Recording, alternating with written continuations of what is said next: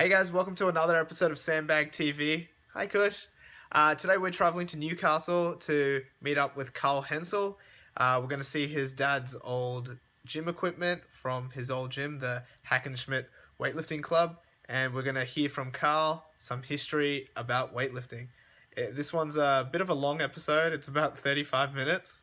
So if you really love your weightlifting and you want to learn some history, this one's a really good one for you.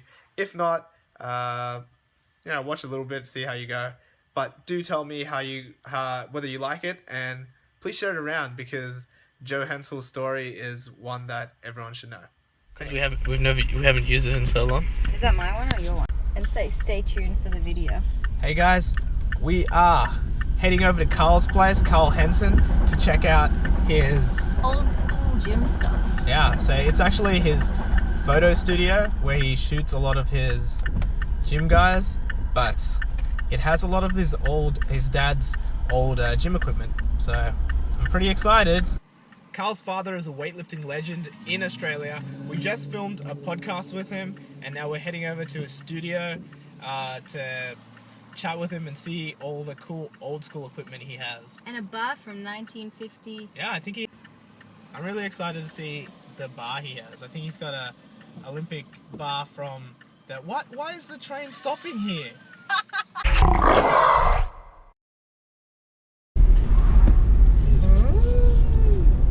Oh, you know what sucks? You can't actually I have the see screen it. somewhere. I have to find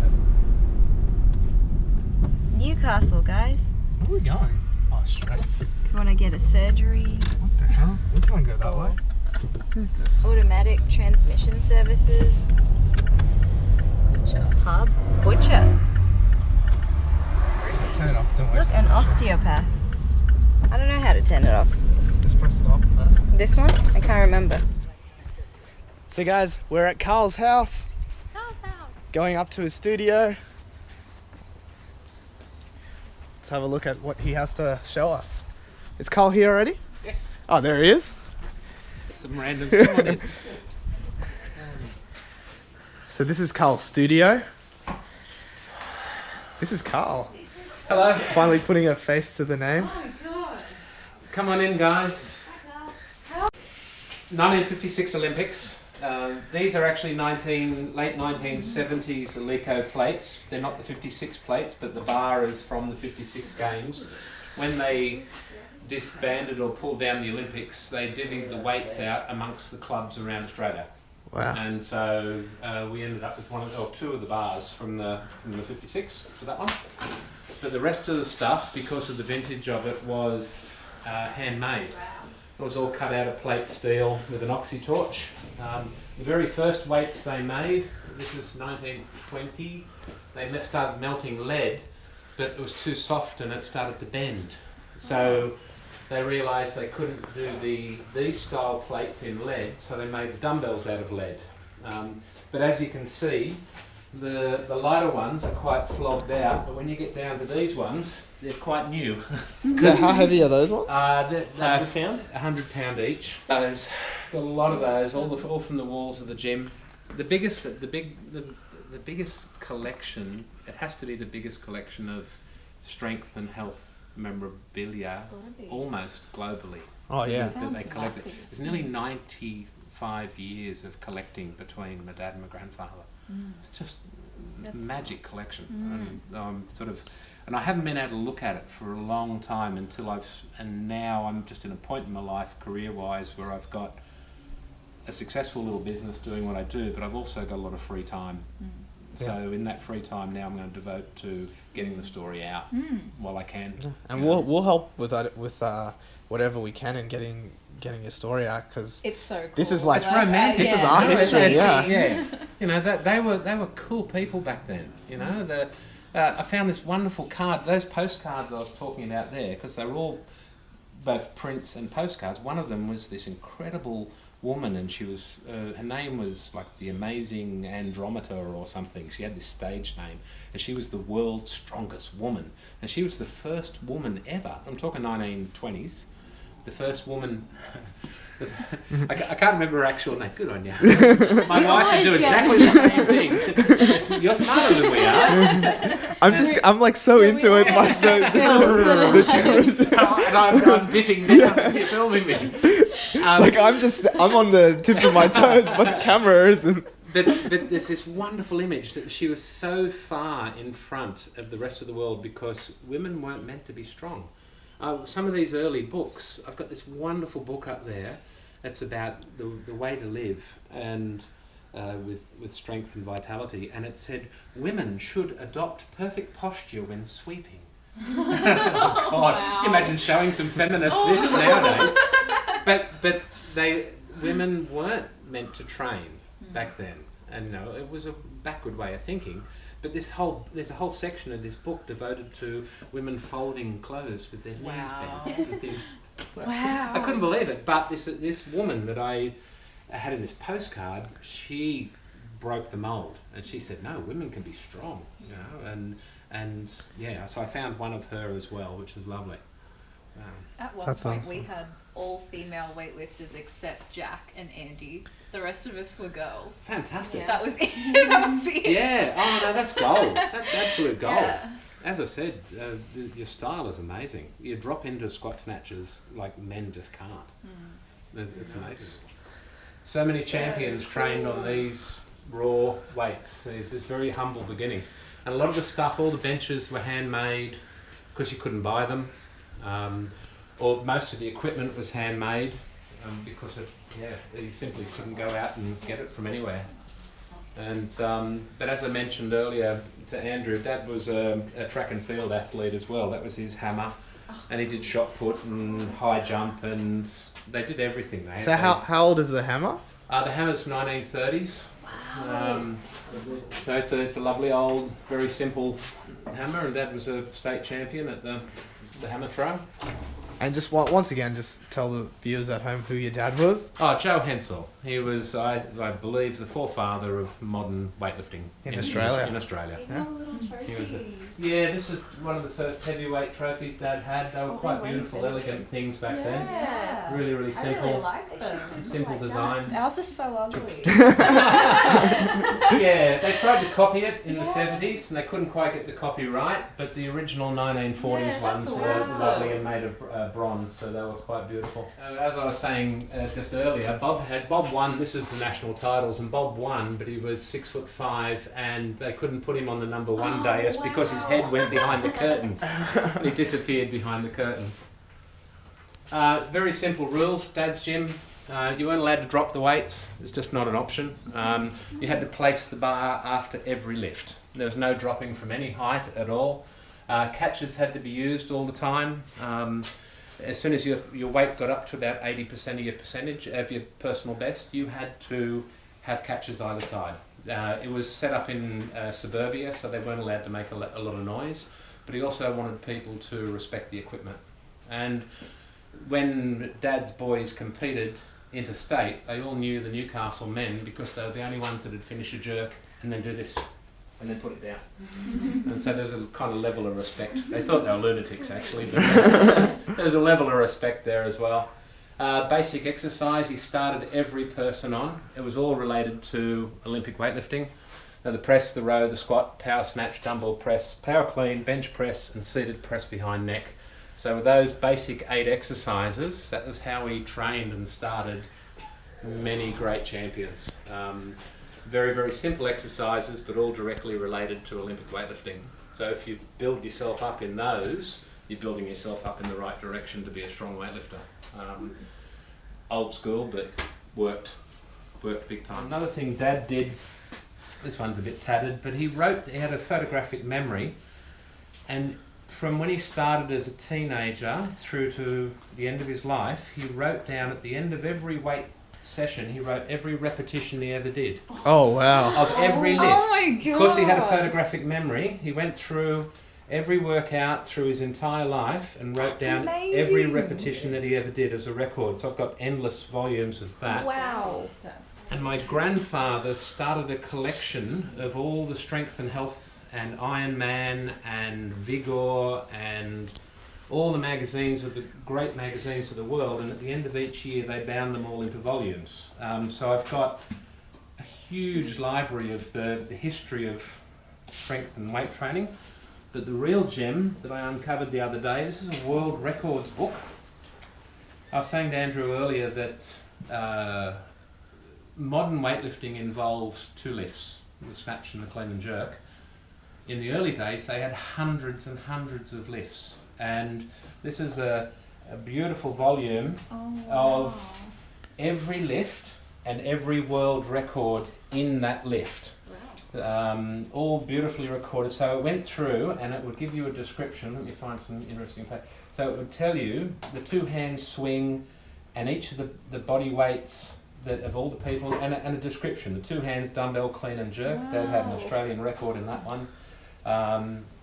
Even the deadlift, the 2 hands deadlift, but every single lift and every world record. But the really cool thing I found in the middle was an obituary section that talked about how the great strongmen of the turn of the century died.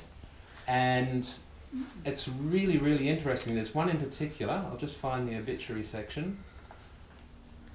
And it said, and it was the great Eugene Sandow, who was one of the strongest men in the world and one of the most famous men in the world. And it said that he died by misadventure lifting a car. Oh, God. And so, no, I'll find, anyway, there's a whole section in the middle just about what took them all out. But the really interesting thing about modern weightlifting is that it was originally side by side and joined with bodybuilding, and now they're 2 completely different worlds.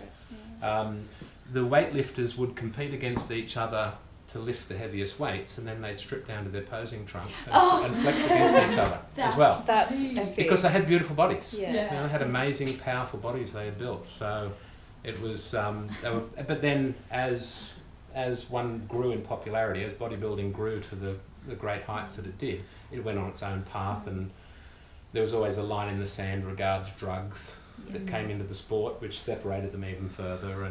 But yeah, it's an amazing history that they were originally one, but they're not now. That's such a cool competition. Yeah, it is. Yeah, see how strong you are and then see how good you look. Yeah. I even like the racks, just the way they've done them with the numbers etched in. Yeah, this is unfortunately the original racks perished. They rotted away over the years, and I thought, well, in true to Dad's form, I got to find some backyard way of supporting the dumbbells, and so I got some old bits of hardwood and cut some notches in them. Makes it a bit difficult. You've got to pull them out one at a time, but that doesn't matter because it's all part of the exercise. That's it. I found some lovely old ones the other day, the old iron boots. Before you could do leg extensions, you used to put dumbbells into there and then strap your feet in and exercise with iron boots. So they're turn of the century stuff as well. The old things. That's crazy. I'm glad they don't still exist. Well, you talked to us before about like how much fun was actually pushed. So you guys did pretty much like a Strongman Friday, which is something that we've been doing for a long time. Every Friday night, Dad would line up feats of strength for the boys in the gym to try, and simple strength grip exercises, leg wrestling. I was particularly good at leg wrestling because I had really long femurs, and even though I was skinny and young, the leverage I had with my really long legs meant that I was one of the really good ones at leg wrestling. But Dad realised he had to keep people passionate about it by making it fun. You had to enjoy coming to the gym, and he mixed up the training all the time, because if you did the same thing over and over and over, you'd very quickly lose interest in doing it. And so he made sure that there was a real fun element often. But the other thing he found out too, and he learnt very quickly, is you can overtrain. And all the men in the gym were plateauing with their totals. And he wrote to George Hackenschmidt, the guy that the gym was named after originally. So you guys know what the hack squat is? Oh, that's that right. Yeah, so the squat with the bar behind your knees. He was a friend of my grandfather. He was a Russian world champion and a strongman. And he wrote back and said, "You're training too much. That is the problem. He said you must rest your body for a full day in between workouts, because they were so passionate about their exercise, they were training 6 days a week. And their totals went up, and they just did that. And so George wrote back and said, no, stop, let your body recover. And then all of a sudden their totals started to grow again. You know, you can do too much training. Yeah, well, the stronger you get, the more rest you need in between sessions. You know, if you're squatting 100 kilos, you might be able to back it up the next day. But once you start squatting over 200, it might take a while before you can squat again. Yes. You're all part of one group from one... Yeah, we're all from one gym. All from one gym? Yeah. You've all done the road trip? Yeah. No, that's all right. You just wandered in off the street. No, there you go. Yeah, it's lovely, because when Troy contacted me, when he found out about Dad and the history of Australian weightlifting, I couldn't be more excited, because Dad wanted to be remembered, and so to have people sort of strike up an interest in the history again. I can't believe that this place has been here all this time, and I didn't even know about it. Like, I'm so excited to see all this. It feels good when you pick up the weights. You can feel the history. There's an energy. There's a real history in the old weights, you know. See, I deal predominantly with bodybuilders, and as you know, they grow to quite massive size. And I had a guy come in here one day, and he had just competed, and he walked over to this, and he said, "What's that?" And I said, "Oh, it's like a cable pull system." He said, "I said, you just pull it towards you to your back." And he came over and he went, "Oh, this," he's trying to get it off the ground. And it's something, because of my leverage, I've got sort of quite... But what it drove home to me was that, and from this article in the 1920s, was that there was, the guy said that he had started to see fluffy muscle, he called it. And what he realised was that people were, if you build muscle with high repetition and low weight, it's not as strong as building it with heavy weight and low repetition, which is what weightlifters do. Yeah. That's right. You don't do high repetition. No, very rarely. And so Man, I got out of breath when I jumped before. Yeah. So he, even in the 1920s, there was a division starting to form between the strength versus look. Yeah. And it's quite, and it kind of drove home when this guy, he wasn't as big as me, obviously, but he could barely get it off the ground. But he was quite muscular. So it's there's an interesting sort of line in the sand between the two things. Famous man called Tony Sansone. He was considered to have the most perfect body in the world, and he was. I thought it was a photo of me for a second. And he, sculptors and artists around the world asked him to travel to pose for statues and artwork. So like you can see how symmetrical it is. Digitize all this stuff or no? I'm in the process of doing it, because I've got a whole Jack looks office pretty good. full of the history. Do it, Jack. You have to sit up. Yes, I am. Dear old Dad, every birthday, right up to when he died, every birthday he used to clean and jerk the 100-pound dumbbells. That was his goal, his mark of strength for himself, that no matter how old he got, he always wanted to clean and jerk the 100-pounders. Wow. And was he able to do that? Sorry? Like, was he able to do that pretty much? Right up to when he died. Wow. Right up to when he died. That's strong. He did that. That's very strong. Sadly, he got taken out by leukemia at 56. Wow. And didn't smoke, didn't drink, didn't do drugs, and exercised his entire life and got a cough, and 6 weeks later he was dead. Wow. Oh no. And ravaged his body, and he went from this virile, powerful, healthy man to a frail, old, sick man so quickly. So, but he did 100 years of living. In the 56 he was alive. You know, he was quite a guy. Wait. Try it again. I'll do these things instead. There you go. There you go. I need to try this. It's like the king of athlete. Oh, nice Show off. Mr. Miyagi. Yeah. Get some bath salts. No, what are the smelling salts? That's the How do you do this? bench and training bicep. Oh, easy. Sucked in, push. I gotta Yeah, get push. this. Yeah, Is everyone gonna get it except me? Yeah, but I feel like I need to pull back more. was harder. So pulled down? Yeah, this pulled is down. just Come on, Coy, See, show I- it, Coy. That was leg. I know. So, just quickly, I'm working my way through. The question was, am I digitising? I am. I'm slow because I want to share the whole collection eventually. But I found these the other day. A mix of photos, just in a little box. This guy here, I want you to take note of the casual way that he's holding 150 kilos. 50 kilos in a pinch grip in his leather sandals I love the sandals. and his white stubbies. He's also the gentleman doing the pinch grip chin-ups. Oh my goodness. Oh my god. Wow. And the rafter that he's actually pinch gripping there is 1.5 inches. Amazing. So it's that wide. Wow. And the same man with the effortless expression doing a 633-pound deadlift Wow. Is that with a smile on his face. Which would be like 280, 290. 280 kilos or something. Yeah. Yeah, so 280 with zero effort. But in amongst these, where I've been very, very lucky,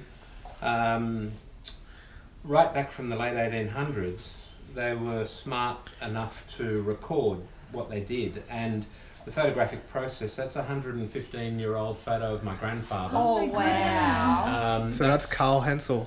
That's Carl, that's what I was named after. Put you next to him. Look for this. I got The moustache is so. The mustache. But that's my, we call him Papa at 21 years of age. Wow. And I found a few of them, and they posed and photographed themselves Oh, that's an awesome picture. continuously. Oh, check out that calf. And Yeah, what an amazing Jack must be body. jealous. Yeah, I got his calves. I got his calves. And what they did is they would compete against each other in wrestling, feats of strength, and weightlifting. And Papa did all of the above. And plus he was a violinist and an artist and a cake decorator. Very bohemian character. Full polymath. But that's how, and there's one of his friends. So his friend got that photo taken to share and send to him because they didn't have very cool. Instagram and they didn't have Yeah. anything. So they used to post Wow. these pictures to each other. That's so And they'd write on the back of them and autograph them so that they could then put them up on the wall. Yeah. This one says, can't read it, I haven't got my glasses. But these are all over 100 years. And fortunately, and a lot of them, as I said earlier, that they posed either in the nude or with a fig leaf. Yeah. There's nothing wrong with Look that at one. his No, back. Mine's not at all. similar to mine actually. And there's just one other one in here. Oh no, that was the majority of those. But so I'm slowly. Oh, there he was. This is the lovely dashing one of Carl, who was named after. So that was him with his beautiful suit. So very he was an handsome. incredibly Very powerful dapper. man that could. One of his feats Oh, of strength. in that picture, you can really actually see a similarity between you you guys. Like you look very alike. do. One of his feats of strength was he would do a wrestler's bridge where he bent backwards. And for those of you who don't know what a wrestler's bridge is, you basically bend backwards and put your head on the ground. Yeah. And your body becomes a bridge like Yeah. that. But you're supporting on your head, not on your On your hands. head. Yeah. On your head. And they put a platform onto his torso, a grand piano, a pianist, and a singer. Oh my god. And he would support them for the 4 minutes of the song. While that was one of his feats of Wow. strength. But they also ran. You put it. That's the part of it was the balance, that's I the guess. balance. Yeah. That's the strength. They ran. He taught in a school that taught both men and women, which was really unheard of in the turn of the century. And women were encouraged to exercise as well. And so, this is before he came to Australia. So he taught because the strength game is much older in Europe than it is here. And so when he came over, he pretty much brought it with him. There's another lovely one here. Let's dig this last one out. And this is, so they did a lot of displays as well. Oh, cool. So And that's what we were talking and they about all- before That's about really the cool. acrobatics. they all involved great sort of strength and amazing things. So I have a library's worth of this stuff all safely locked away up in my office, which I'm slowly working my way through to share. We have such a rich history here in the country that goes back a long way, and I've got wonderful silent 8mm films that they shot as well, and it was such a lifestyle that they led. It was as much a social thing as it was a physical thing. And so I've got this wonderful footage, and before they'd go out to the pitches or go out dancing, which was really popular in the 30s and 40s, they'd come over to the gym and they'd be dressed in beautiful clothes, and they'd roll up their sleeves and do some lifts before they went, which is, I guess that's the party pump. The party pump. I knew about the party pump in the 1940s, you know. If they're going to go out dancing and impress the girls, lift them up, pump them up first.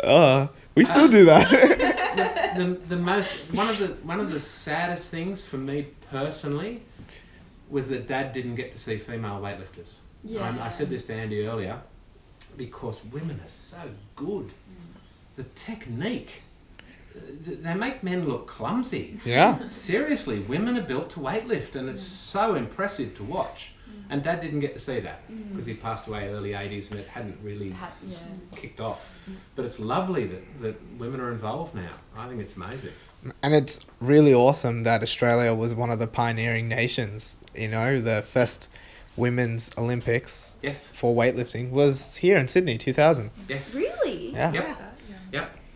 It's as new as that. It's as young as that. Oh, I thought it would have So been they had at least weightlifting like in the World Championships, but they didn't have in the Olympics until 2000. Wow. Yeah. Did they use a 15-kilo bar in the World Championships? Didn't need to. They were lifting much heavier weights at world So quality. everyone used the same bars until the Olympics? Yeah, it must have evolved as I wonder why they did that. The same I do amount of understand spring that, out of it at a lower weight. Right? Yeah, that's true as well. The thinner bar will have a little bit more whip too.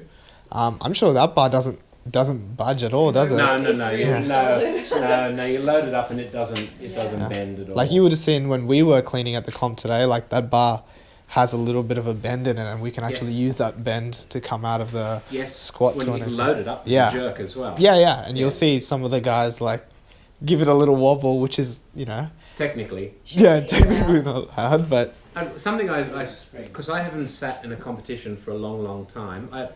The last one, Dad was inducted into the Weightlifting Hall of Fame when they set it up in a few years ago. He was the first person in, which was lovely, and it was at the national titles in Tasmania.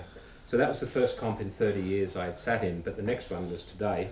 But what I've noticed is the juggling that goes on between the coaches and the compare to give people extra time. Oh, yeah.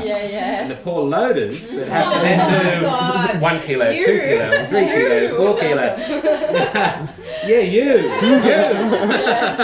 They did it on purpose. Yeah. But look, in all fairness, if a person needs another minute or two to gather themselves to go out and lift a bloody heavy weight again, all power to them. And they didn't used to do that No. back then? No, not at all. And you couldn't go up in 1 kilo increments unless it was 2.5 or something, right? 2.5. So like powerlifting? Unless it was a record attempt.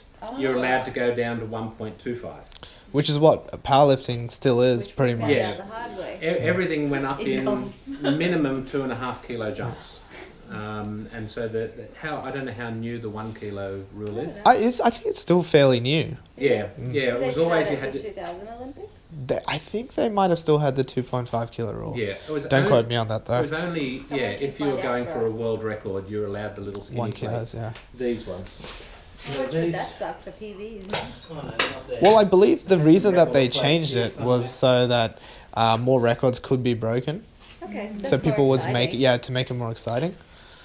That's right. Does anyone here know who Lee Priest is? Oh yeah, Because LP. you need gloves for that. You don't know who he is, do you? Oh boy, Lee. Can I lift these weights? Yeah. Is that okay? Who? Lee Priest. Have you met him? Are you Really? ready? Yeah. Oh, I cool. went to ASM. Oh yeah. biceps So hit a lot. Carl has been shooting Lee from the start of his career. Lee's local. He's from 2 blocks away, and I've been shooting him since he was Who's Lee? 14 years old. He's a bodybuilder. A funny thing, I had a young bodybuilder here, quite an amazing young champion, and he had followed Lee's career as well, and Lee's quite inspirational to a lot of people. And when I told him I had the original overalls that I shot Lee in 25 years ago, when I was so excited. He said, "Can I put them on?" And so I let him put on Lee Priest's overalls. So it was lovely. That's so funny. He said, "Oh, my legs don't fill them out like Lee." Just on Lee. Lee is he's 5'2". I rang him when he was in America at the peak of his career, and I said, "How are you going?" And he said, "I'm a bit out of breath at the moment." And I said, "Why is that?" And he said, "I'm 300 pounds, 140 kilos." What? 140 kilos this high. And he used to strip 30-something kilos off to compete. When I met him, he was big. And to put it into perspective, Lee is 5'2". His biceps are as big as my thighs. I don't have very big legs, I don't lift. But his biceps are as big as his thighs, and his thighs are as big as my chest. That's Nearly. Each thigh is as big as my chest, and he's this tall. Wow. Incredible young man. Yeah. You do some like the bearded Man Club Man Club t-shirts. I'm gonna get one of those. They're awesome. So I'll order beards one. are powerful things. Yeah. Andy shaved his recently, and we told him to never do it again. It was scary. Bring it back. Yeah, that's what, I got told off big time. You looked too expressive. Like, Yeah. My daughters feel the same. I'm not allowed to change. Nah. They get accustomed to it. That's it. And things, and then very carefully put the foil cap back on, and bring it to the gym for the boys to drink of a night time. Cool. And they weren't allowed to touch the drink until they'd finished training. And they would train hard to finish so they could get the protein drink at the end of it. And but pretty much if you wanted to put on size and strength, you ate more, you trained harder. There were no supplement companies, there were no special magic anything. You No just shakes. no shakes, no pre-workout, no, you just trained, and the excitement of training was your pre-workout. Yeah. Well, Carl, thanks for having us. Oh, my pleasure. You've been a great host, and thanks. I post a lot of historical stuff as well. So Check out Carl on Facebook. Oh well, actually, you get a lot of weirdos adding you. That's okay. but now that I see your faces, I'll accept friendships. I don't accept them from anybody. So don't add Carl unless you know him. Unless you meet me and you Exactly. because you can't hide who you are face to face. On the Facebook. And remember, lots of this. Lots of love. Lots of love. Love is so important. Oh, how cool is that? Yeah, love is everything. Yep. Thanks so much, Carl. Bye. I really hope you enjoyed that, because that was fucking amazing. Amazing. Looking at Carl's stuff, like all the history, there's an energy in that area, like in that whole space. Guys, the video that we're making to show off Carl's studio, it's, like I said, so much history, so much weightlifting. I'm just pumped. We're really inspired. I'm pretty inspired to start bodybuilding. Yeah, Now that I know they're so closely linked to weightlifting.